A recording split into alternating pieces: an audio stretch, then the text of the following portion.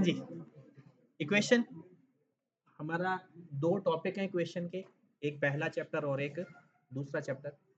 दोनों chapter equation के हैं। पहला चैप्टर जो है वो स्ट्रेट लाइन इक्वेशन का,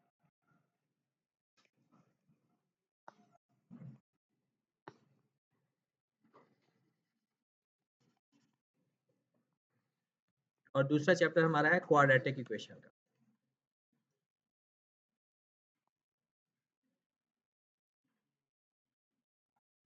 पहला चैप्टर स्ट्रेट लाइन इक्वेशन का है और दूसरा क्वाड्रेटिक इक्वेशन। जब भी हम स्ट्रेट लाइन इक्वेशन की बात करते हैं तो इसके नाम होते हैं। एक नाम है फर्स्ट डिग्री इक्वेशन।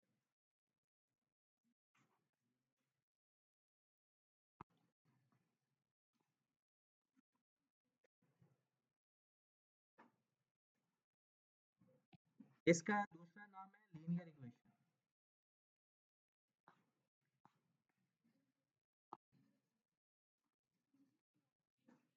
इस फर्स्ट डिग्री इक्वेशन को कॉस्ट इक्वेशन भी कहते हैं।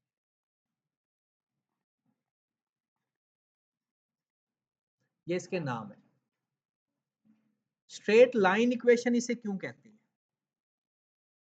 जब इसका ग्राफ बनाया जाता है तो स्ट्रेट लाइन ग्राफ बनता है। मतलब जब भी फर्स्ट डिग्री इक्वेशन का ग्राफ बनेगा या ऐसे बनेगा, एक सीधी लाइन बनेगा, कभी भी इसके अंदर कर्व नहीं होती। स्ट्रेट लाइन इक्वेशन का ग्राफ।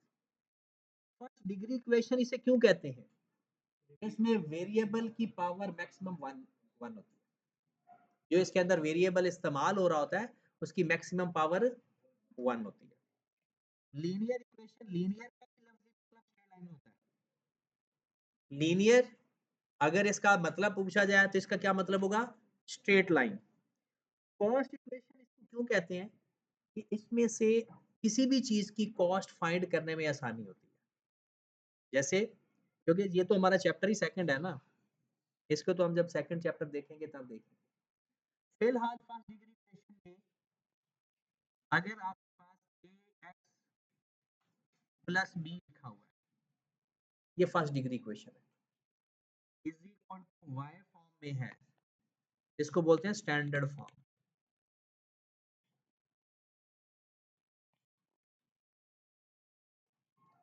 इसको मजीद आप भी लिख सकते हैं एम एक्स प्लस सी, ये आपने शायद पढ़ा भी होगा।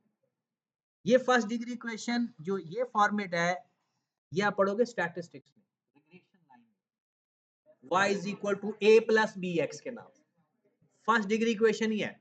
अगर इस चीज को आप लिखो a प्लस बी एक्स तो समझो ये रेग्रेशन लाइन है। तो first degree equation regression line ही होती है।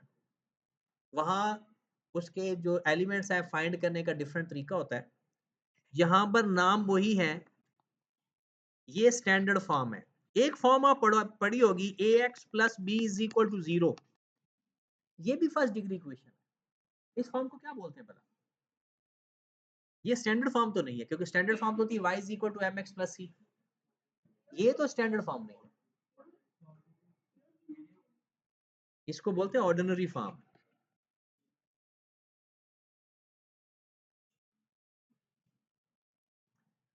और ये इक्वेशन को हल करने के लिए पुट किया जाता है। मतलब जब आप किसी इक्वेशन को हल करना चाहेंगे तो उसको जीरो के बराबर पुट करके हल किया जाएगा। तो एक तो स्ट्रेट लाइन इक्वेशन या फर्स्ट डिग्री इक्वेशन ये फॉर्म होगी, बल्कि ये फॉर्म आप पढ़ें y is equal to m x plus c. दूसरी आप पढ़ लें a x plus b is equal to zero. इसके अंदर जो इसकी मेन फीचर्स हैं, सबसे पहले maximum power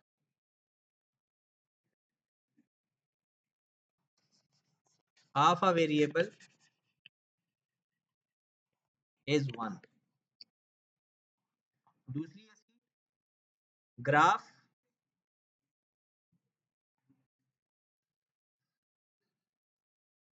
of the straight line equation या फर्स्ट डिग्री इक्वेशन लिख लें,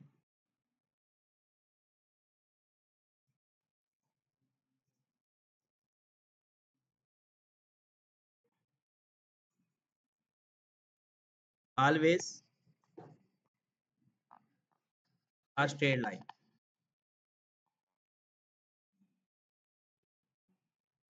Graph of the first degree equation always a straight line.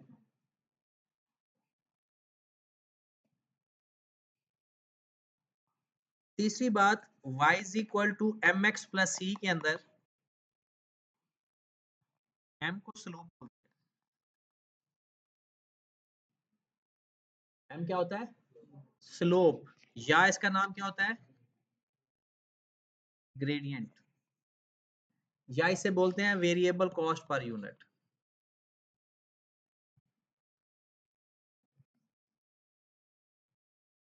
क्या बोलते हैं? वेरिएबल कॉस्ट पर यूनिट, ये इसके नाम है।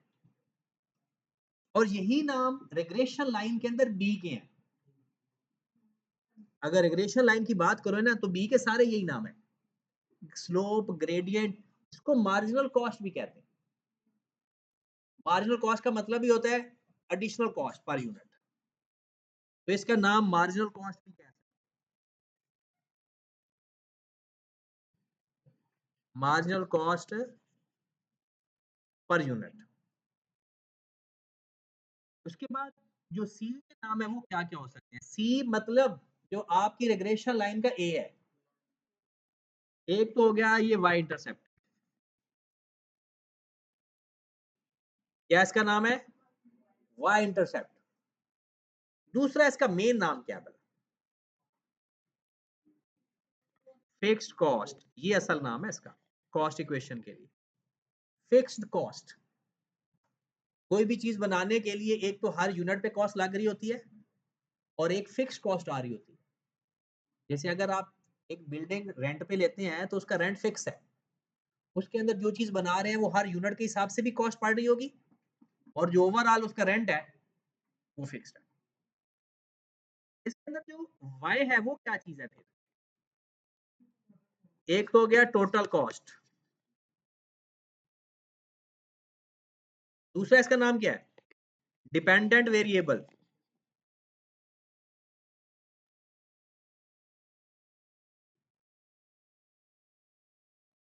डिपेंडेंट वेरिएबल,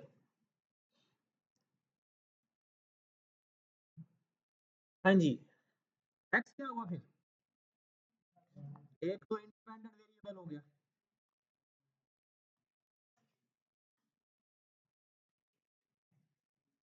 या नंबर ऑफ यूनिट्स, या एक्टिविटी लेवल, जिसके ऊपर आपके ये सारी कॉस्ट डिपेंड कर रही होती है।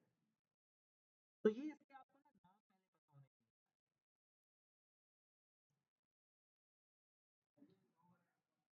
जी।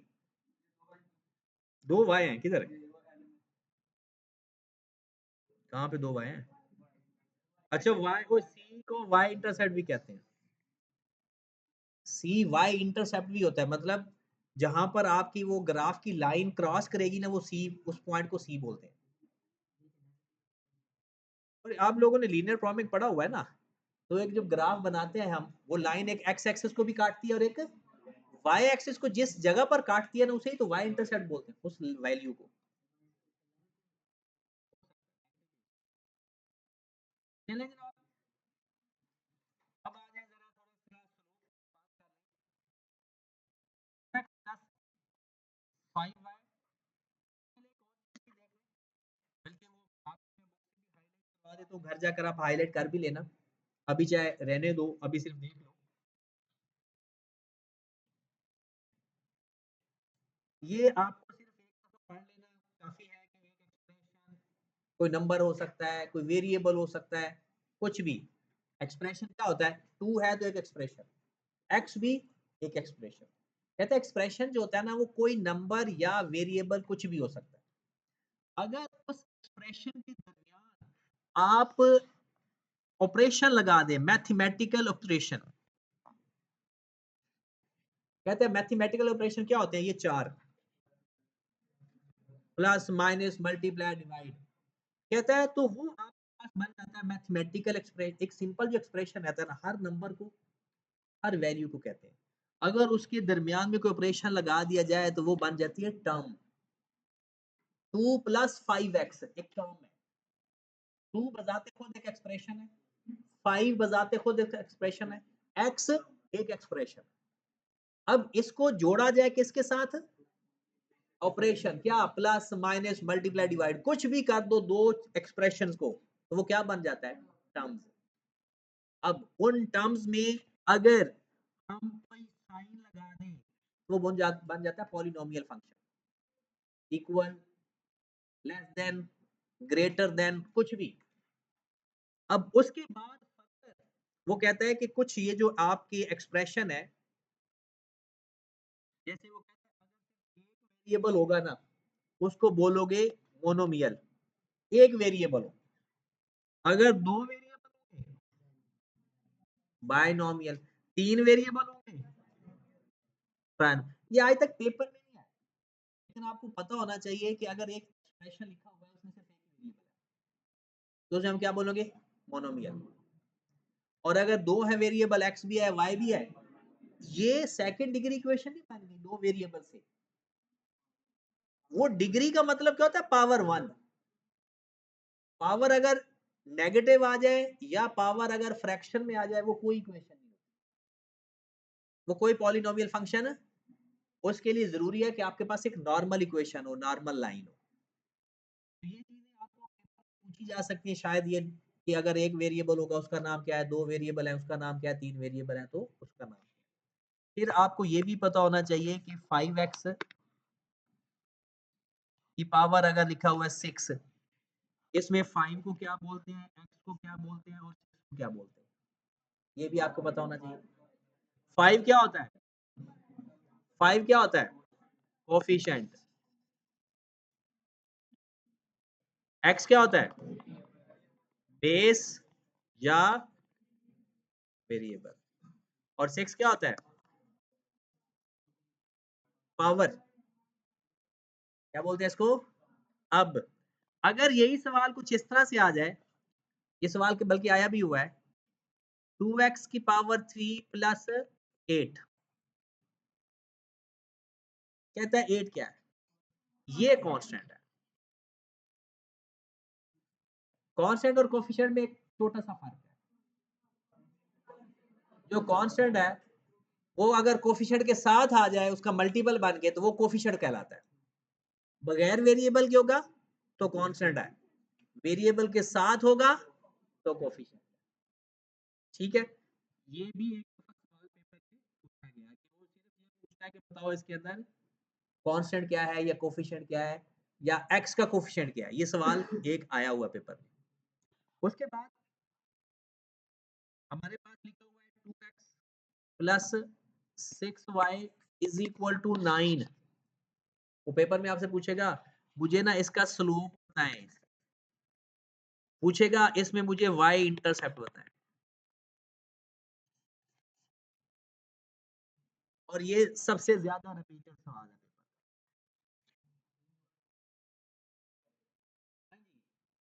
एक तरीका कि क्या ये इस फॉर्मेट में है y is equal to m x plus c, y हो फिर एम एक्स हो प्लस सी हो। अगर नहीं है तो पहले इस फॉर्मेट में लेकर आओ, फिर कंपेयर कर लो कि m की जगह क्या है और c की जगह क्या है। हाँ जी, तो क्या करेंगे हम इस इक्वेशन को पहले क्या लिखे, इसको लिख सकते हैं 6y is equal to minus 2x plus 9 और रीअरेंज किया है। फिर y इज इक्वल टू 6 को उधर जाकर डिवाइड कर दिया, -2/6x प्लस 9 थोड़ा सा हल कर लें, y is equal to -1/3x plus 2/3 3 अब क्या बता सकते हो इसमें स्लोप क्या है और y इंटरसेप्ट क्या है?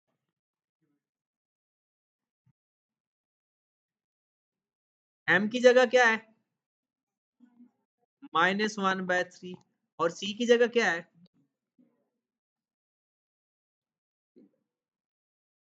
तो क्या किया जाएगा, आपके पास एक इक्वेशन दे दी जाएगी और आपसे ये कह दिया जाएगा कि आप इसमें से मुझे स्लोप और y इंटरसेप्ट बताएं, या कभी कभी वो कहता है x इंटरसेप्ट भी बताएं। हाँ जी, तो मैथ वाले हमारी हेल्प करेंगे इसमें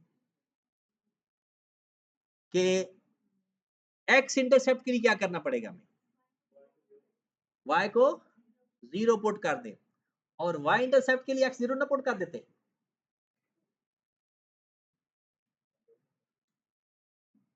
चलें, हमारा सवाल क्या था? हमारा सवाल क्या था? 2x plus x y। अच्छा, जो पहले हमने लिखा इसका स्लोप फाइंड किया, इसका y इंटरसेप्ट फाइंड किया। अब थोड़ा जागना है। आप लोगों ने सबसे पहले इसको एक ऐसी फॉर्म में लेकर आए कि पहले x हो, बाद में y आ रहा हो, इज इक्वल टू नंबर हो। इसी फॉर्मेट में है तो आपने जो मैं अभी फार्मूला लिखवा रहा हूं लिखना है, वरना नहीं। तो किसी भी फॉर्म में अगर आपके पास इक्वेशन है, पहले आपको x y और इज इक्वल टू फॉर्म में लिखना है। तो फिर आपके पास स्लोप का फार्मूला होगा माइनस ए ऊपर बी,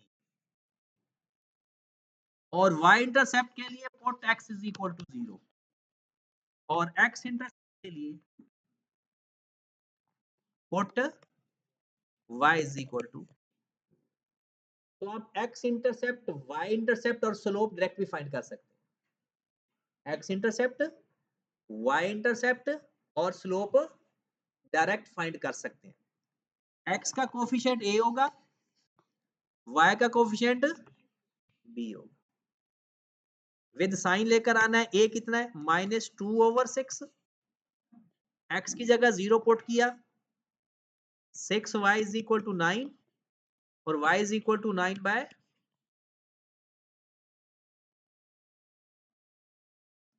और y 0 पुट किया तो 2x इज इक्वल टू 9 और x is equal to 9 by. Paper में आपको एक सवाल आता है,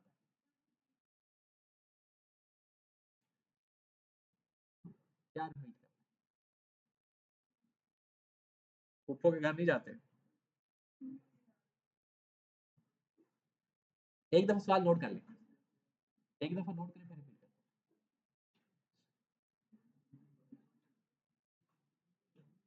ये डायरेक्ट करने का तरीका है कि आपको रीअरेंज करने में टाइम लगता है, तो इसलिए स्लोप फाइंड कैसे करेंगे? Minus a over b. X intercept के लिए put y is equal to 0 और y इंटरसेप्ट के लिए put x is equal to. बात समझ रहे हो? चलो एक इक्वेशन लिखते हैं तो बाद में हो गया नोट।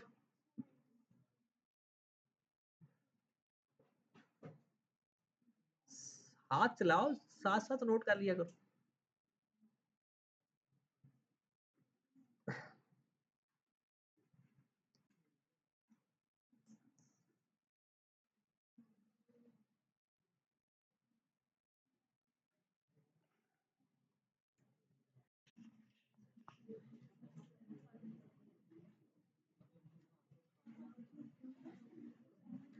चलिए नेक्स्ट, सपोज दैट हमारे पास एक लाइन है 4x minus 8y is equal to 20। ये फर्स्ट डिग्री इक्वेशन है ना? तो कहते हैं इसका स्लोप बताएं, इसका x इंटरसेप्ट बताएं, और जो भी पूछे स्लोप के लिए सबसे पहले क्या फॉर्म होनी चाहिए? x y फिर इक्वल टू नंबर है, उसी फॉर्म में है, हम सवाल हल कर सकते हैं। सबसे पहले स्लोप का फॉर्मूला याद रखना पड़ेगा, माइनस ए ओवर। अब x का कोफिशिएंट a होता है, y का कोफिशिएंट a कितना है? -4/, b कितना है? -8। क्या है भाई? x का कोफिशिएंट a होता है, y का कोफिशिएंट, y खुद नहीं,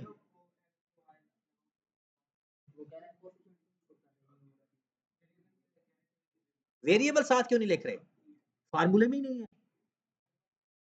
जो फार्मूले में है मैं तो वही लिखूंगा ना जी। माइनस से माइनस 1 बाय स्लोप आ गया। अब अगर आपको चाहिए इसमें से x एक्स इंटरसेप्ट के लिए क्या करते हैं, y की जगह, तो बाकी y की जगह 0 पुट किया तो वो बनेगा 4x इज इक्वल टू 20 और x इज इक्वल टू, ये हो गया एक्स इंटरसेप्ट। अगर आपको चाहिए y,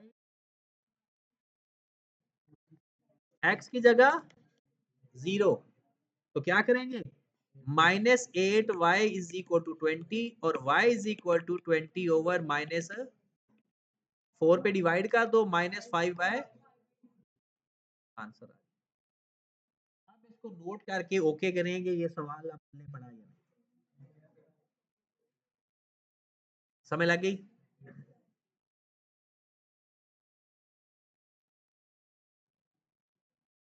अगले सवाल पे चलें।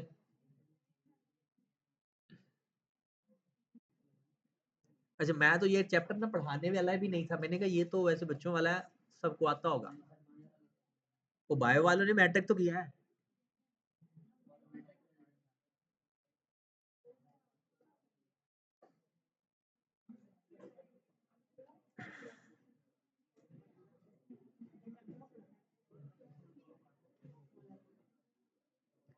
चले जी, हो गया note.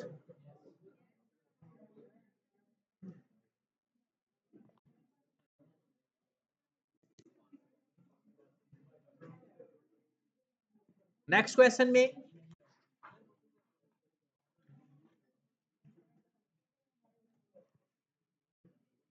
3x is equal to 2y plus 10, इसका हम स्लोप भी फाइंड करना चाहते हैं और एक्स इंटरसेप्ट भी और वाई इंटरसेप्ट भी।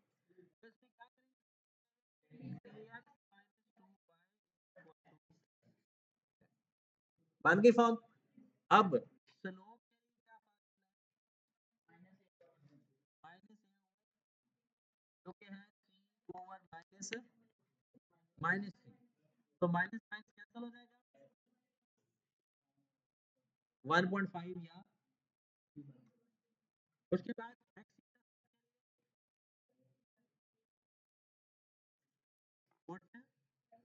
y इज इक्वल टू, और y इंटरसेप्ट के लिए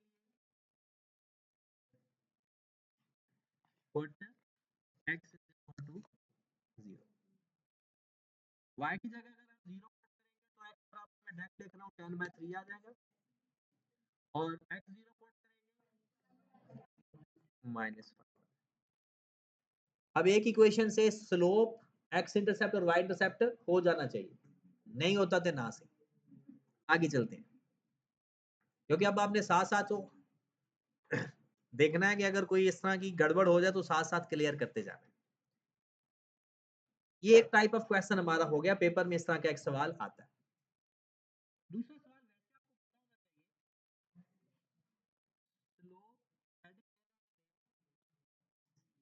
फ्रॉम 2 पॉइंट,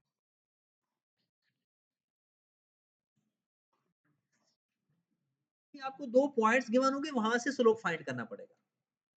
ये तो हमने कैसे फाइंड किया स्लोप, लाइन से। एक लाइन का स्लोप क्या है, और अगर 2 पॉइंट गिवन हो उसका स्लोप कैसे फाइंड करते हैं। आपको 2 पॉइंट तो कैसे गिवन होंगे, 5 9 और 4 20 और 15, कहता जी स्लोप बताएं। तो इस स्लोप एक्स का होता है चेंज, स्लोप क्या होता है, चेंज को कहते हैं। अक्सर आपने देखा होगा कि एक ढलवान वाली सड़क का भी स्लोप बताया जाता है, वो भी क्योंकि उसकी जो डायरेक्शन है वो चेंज हो रही होती है, इसलिए उसको स्लोप बोला जाता है। तो स्लोप फार्मूला ये है y2 minus y1 over x2 minus x1, ये स्लोप का फार्मूला है, y2 minus y1 over x2 minus x1। अब इसमें ये जो पहला नंबर होता है x1 y1, और दूसरा नंबर क्या होता है x2 और y2, तो स्लोप तो आ गया समझो। y2 कितना है, 15 माइनस 9 ओवर 20 माइनस 15 माइनस 9 3 पे कैंसिल कर दो, आंसर आ गया हमारा। ओके की बात।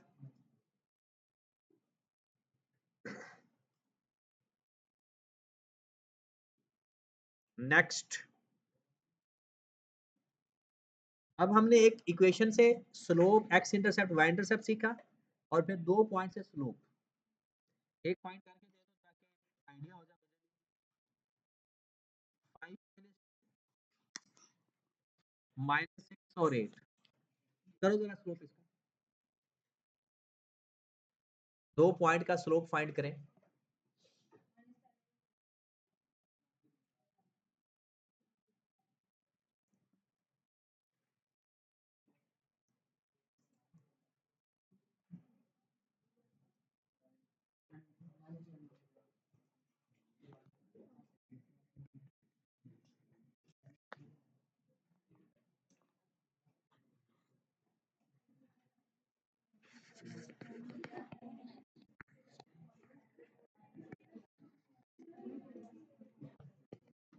y2 कितना है?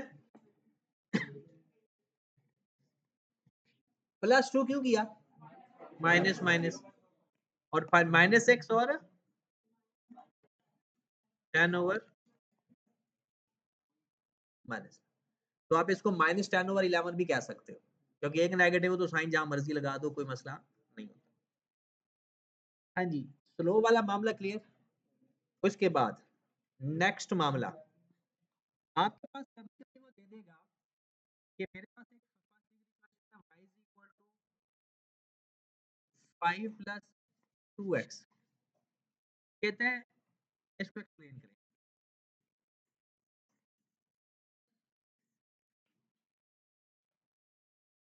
y is equal to 5 + 2x, कहता है भाई साहब इसको एक्सप्लेन करें। ये जो y है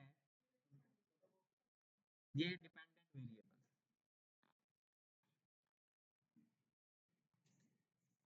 और ये जो x है ये इंडिपेंडेंट।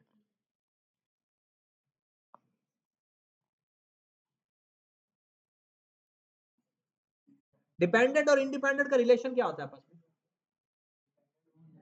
डिपेंडेंट वो होता है जो इंडिपेंडेंट के चेंज होने से चेंज होता है, इंडिपेंडेंट भी चेंज होता है। वो किसी और पे तो डिपेंड कर सकता है, लेकिन अपने डिपेंडेंट पे डिपेंड, मतलब 2 वेरिएबल है, डिपेंडेंट चेंज होता है, इसको रिस्पॉन्ड वेरिएबल भी कहते हैं। रिस्पॉन्ड क्यों कहते हैं? ये रिस्पॉन्स कर रहा होता है इंडिपेंडेंट के बदले। मिसाल के तौर पे इंडिपेंडेंट डिपेंडेंट वेरिएबल को एग्जांपल नहीं, प्रैक्टिकल एग्जांपल दो, पढ़ी लिखी ना एग्जांपल दो। देसी, जैसे अभी सर्दियां आ रही हैं, आप लोगों ने खाने पीने चेंज कर देने हैं या अपना पहनना भी चेंज कर देना है। क्या हुआ? आपका बिहेवियर, आपके ड्रेसेस किस पे डिपेंड कर रहे हैं? मौसम के ऊपर। अब मौसम के चेंज होने से हमारा पहनावा, हमारा खाना पीना चेंज हो जाता है। अब मौसम चेंज होना इंडिपेंडेंट है, और हमारा जो बिहेवियर है उसके रिस्पॉन्ड में वो क्या है? Dependent variable. कभी ऐसा नहीं होगा कि आप गर्म कपड़े पहन ले और सर्दियां आ जाए, मतलब ऐसा कभी आपने नहीं देखा होगा कि आपने गर्म कपड़े पहने होंगे कि हमारे गर्म कपड़े पहनने से सर्दियां नहीं आएंगी, बल्कि सर्दियों के आने से हमारा बिहेवियर चेंज होता है। ये तो हो गया ना एक देसी के डिपेंडेंट और इंडिपेंडेंट असल में क्या है। उसके बाद है इक्वेशन वाला काम। इक्वेशन में ये जो इक्वेशन लिखी होती है ना, इसका कोई एवं मतलब नहीं होता। अगर मैं इसको कॉस्ट की बात करूं ना, इसका मतलब है आप चाहे कुछ करो या ना करो, 5 रुपए का खर्चा आपका आएगा ही आएगा। आप कोई चीज बनाओ, बेचो, ना बेचो, 5 रुपए का खर्चा आपका आएगा, ये है फिक्स्ड कॉस्ट।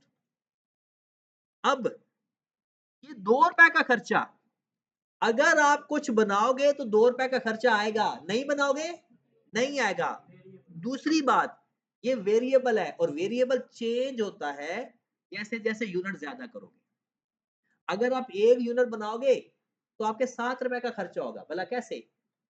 5 रुपए फिक्स, ₹2 एक यूनिट का। आप 2 यूनिट बनाओगे तो आपका ₹9 का खर्चा होगा।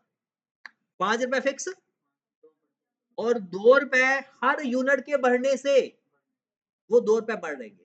अगर मैं इसको और थोड़ा-सा एक्सप्लेन करूँ, y is equal to 5 plus 2x ये है टोटल कॉस्ट, ऐसा है?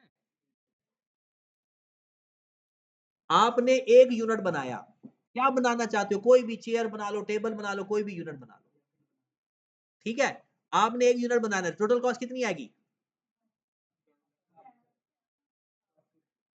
ये है आपके यूनिट। 1 यूनिट बनाओगे तो आपका y आएगा 5 प्लस 2 इंटू कितना? ₹7। वो कहते हैं अगर 1 यूनिट बनाओगे तो ₹7 का खर्चा होगा। अगर आप 2 यूनिट बनाओगे तो टोटल खर्चा कितना आएगा? 3 यूनिट बनाओगे, यहाँ पर आप देखें ₹2, ₹2। अगर आप यूनिट ऊपर-नीचे करोगे तो ₹2 का चेंज आएगा।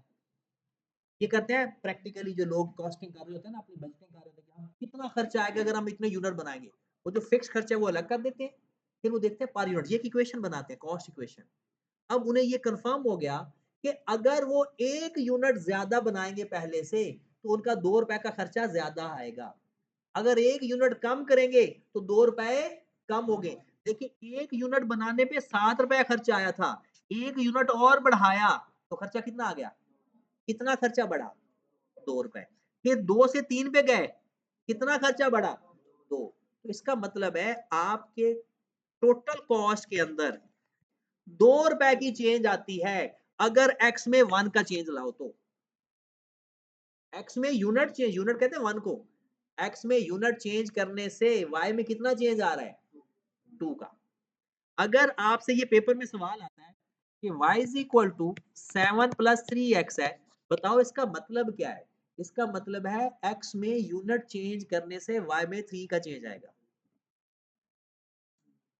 x में यूनिट चेंज करने से y में करके देख लो। हर एक क्वेश्चन में ऐसा होता है कि इसका मतलब ये है कि अगर x के आप 10 पुट करोगे तो एक वैल्यू आएगी, 11 पुट करोगे तो कितने का चेंज आएगा? 3 का। 12 पुट करोगे तो 6 का चेंज आ जाएगा। मतलब एक यूनिट चेंज करने से y ये होता है, इसका मतलब क्या है भला? Change in y is equal to 3 due to unit change in x। दूसरे लफ्जों में इंडिपेंडेंट में यूनिट चेंज करने से डिपेंडेंट में 3 का चेंज आ रहा है इन सेम डायरेक्शन। और सेम डायरेक्शन का मतलब क्या है? यूनिट बढ़ाओगे, x में 1 प्लस करोगे तो y में 3 चेंज आएगा। x में जितने भी चेंज करोगे y में 3 टाइम चेंज आएगा। और अगर ये चीज कुछ ऐसे बन जाए y is equal to 7 minus 3x, तो इसका मतलब चेंज हो गया। क्या मतलब बना? x में यूनिट इंक्रीज करने से y में 3 डिक्रीज होगा, क्योंकि रिलेशन नेगेटिव हो गया। x में यूनिट इंक्रीज करने से y में 3 डिक्रीज हो जाएगा। और अगर यूनिट डिक्रीज करोगे x में, अगर x में यूनिट डिक्रीज करोगे तो y में 3 इंक्रीज आएगा। पेपर में जो एज इट इज सवाल है वो भी लिख देता हूँ। वो कहता है जी, लिखा हुआ है 4 माइनस 1.5x, इसके 4 वो मतलब ही लिखता है। ऑप्शन ए कहता है चेंज, बल्कि चेंज नहीं लिखते, increase in y is equal to 1, decrease in x is equal to 1.5। कहता है क्या ये मतलब इसका ठीक है? बी कहता है इंक्रीज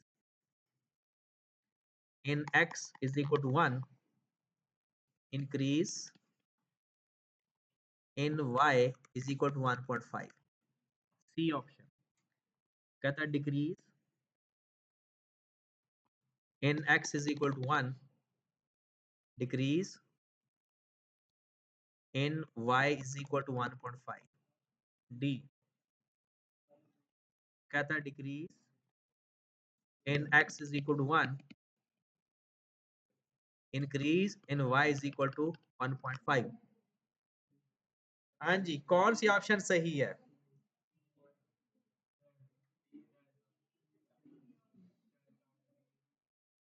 अच्छा, इसमें इंडिपेंडेंट वेरिएबल में है ये x में यूनिट चेंज से, ये पेपर में सवाल आया हुआ है और ये सवाल रिग्रेशन लाइन में भी आता है। रिग्रेशन लाइन का, क्योंकि रिग्रेशन लाइन भी तो यही है, y is equal to a plus bx जी। x में यूनिट चेंज, पहले हम अपना मतलब लिखते हैं। x में यूनिट, अब सुने, x में 1 इंक्रीज करने से y में 1.5 डिक्रीज होगा, या x is equal to 1 decrease करने से y इज इक्वल टू 1.5, ये दोनों इसके मतलब हैं। x बढ़ाओगे तो y 1.5 कम होगा, और अगर x कम करोगे तो y बढ़ जाएगा। किस वजह से? नेगेटिव साइन की वजह से। जब नेगेटिव साइन होता है तो इनके दरमियान में रिलेशन उल्टा हो जाता है, x कम होगा y बढ़ जाएगा, x बढ़ेगा y कम हो जाएगा। तो अब बताओ इसमें ए बी सी डी में कौन सा ठीक है? कौन सा? एक ठीक है या दो ठीक है? अल्फा और सिर्फ डेल्टा? निशा आप बताओ। तुक्का नहीं मारना है,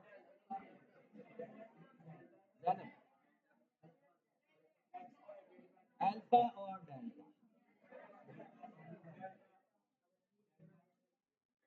करीब बात ए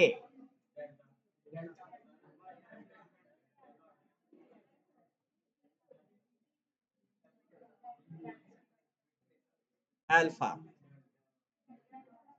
या डेल्टा?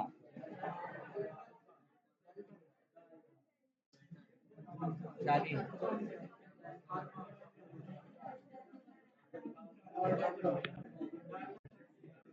ये तो नहीं। ओ भाई, unit change and independent variable, जो y में नहीं, इसमें लिखा हुआ है increase in y is equal to 1, y का तो कोई ताल्लुक ही नहीं है 1 के साथ। चेंज इन x देखना है, unit change in x, x के अंदर यूनिट चेंज की वजह से y का चेंज देखना है x में। तो आपका देखिए ये तो पॉसिबल ही नहीं है, क्योंकि इसमें उसने ना इंडिपेंडेंट वेरिएबल को इंडिपेंडेंट शो किया हुआ है। y का यूनिट चेंज नहीं देखना, देखना किसका हमेशा? इंडिपेंडेंट वेरिएबल का। ये तीनों पॉसिबल तो थे, increase in x is equal to 1, increase in y is equal to 1 गलत। अगर ये प्लस का साइन होता फिर ये ठीक होता। Decrease in x is equal to 1, decrease in y is equal to, अगर प्लस का साइन होता ये ठीक होता। और इसमें लिखा हुआ है x में इंक्रीज, y में इंक्रीज, तो आंसर डेल्टा। ठीक होगी बात? एक सवाल और इसी तरह का, ताकि ये, और ये सवाल मैं पेपर वाले करवा रहा हूँ आपको, ये पेपर में एज इट इज सवाल आए हुए, बस वैल्यू चेंज है। जो सोएगा, जो सोता है वो खोता है, मतलब सवाल खो देगा। ठीक है? और ऐसे लगना चाहिए जब आप चेयर पे बैठे हो कि आप जवान लोग हो, ऐसे ऐसे करके पड़े होते हुए क्या है यार। और ये तो कोई 80 साल के बुजुर्गों का टाइम होता है। देखें, आपके पास y is equal to 2 minus 5x, option लिखते हैं। Option number A, increase in, बल्कि ये प्लस लिख देते हैं ताकि आपके लिए थोड़ा आसान हो, कि माइनस वाला तो पहले लिख लिया है ना। Increase in x, x is equal to increase in y is equal to 5, फिर बी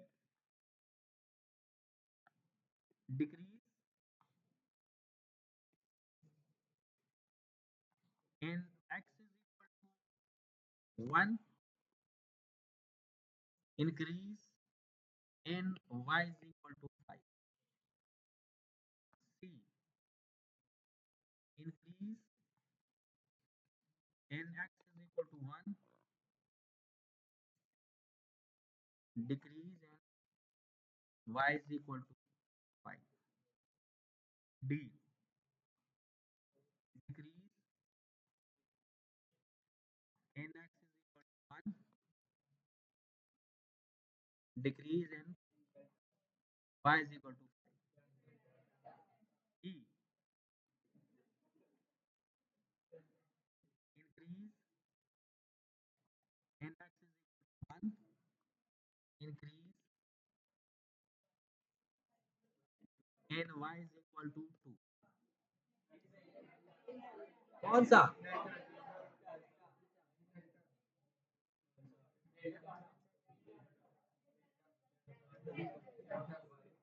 अच्छा, पहले में तो ये यूनिट का चेंज होता है ना, जो यहाँ पर ये जो चेंज आता है ना, ये यूनिट चेंज होता है। और किसके अंदर? x के अंदर यूनिट चेंज और y में इतना चेंज। x के अंदर 1 का चेंज, y के अंदर 5 का चेंज। ये है रिलेशन। ये 5x का मतलब ये है कि x के अंदर 1 का चेंज, y के अंदर 5 का चेंज। और अगर x के अंदर 2 चेंज होगा तो y का 10 होगा, क्योंकि दोनों मल्टीप्लाई हो रहे हैं ना। x इज ये है 5 इज इक्वल टू 1, तो 5 का चेंज। अगर उसकी जगह 2 करोगे तो 10 हो जाएगा। तो जो 5x लिखा हुआ है इसका कोई छोटा मतलब नहीं है। x 1 चेंज करेंगे तो y में 5 का चेंज आएगा। अब प्लस और माइनस भी शो कर रहा है कुछ।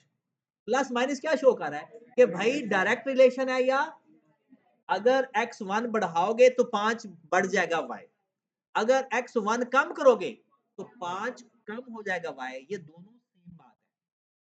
और इसके दो मतलब हैं इस इक्वेशन के। एक मतलब है कि x is equal to 1 increase किया तो y 5 इंक्रीज करेगा, और अगर x is equal to 1 decrease करेगा तो y 5। ये है प्लस का मतलब। ठीक है, पेपर में 1 नहीं आता है, तो पेपर में इस तरह से वो वैल्यू नहीं आती कि वो थोड़ा सा ऐसे घुमाने की कोशिश करे। घुमा तो सकता है वो, लेकिन वो घुमाता नहीं है, पहले बच्चे घूमे होते हैं, उसे घुमाने की जरूरत नहीं होती।